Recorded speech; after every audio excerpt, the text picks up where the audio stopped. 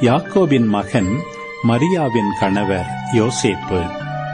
மரியாவிடம் பிறந்தவரே கிறிஸ்து என்னும் இயேசு. இயேசு கிறிஸ்துவின் பிறப்பையொட்டிய நிகழ்ச்சிகள். அவருடைய தாய் மரியாவுக்கும் யோசேப்புக்கும் திருமண ஒப்பந்தம் செய்யப்பட்டிருந்தது. அவர்கள் கூடி வாழும் முன் மரியா கருவுற்றிருந்தது தெரிய வந்தது. அவர் தூய ஆவியால் கருவுற்றிருந்தார். அவர் கணவர் யோசேப்பு நேர்மையாளர்.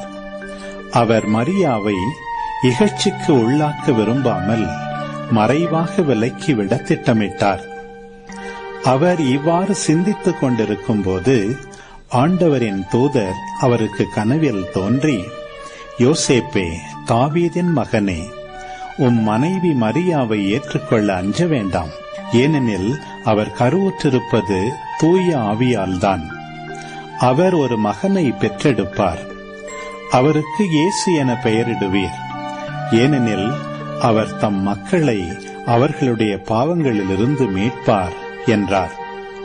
யோசேப்பு தூக்கத்திலிருந்து விழித்தெழுந்து ஆண்டவரின் தூதர் தமக்கு பணித்தவாறே தம் மனைவியை ஏற்றுக்கொண்டார்.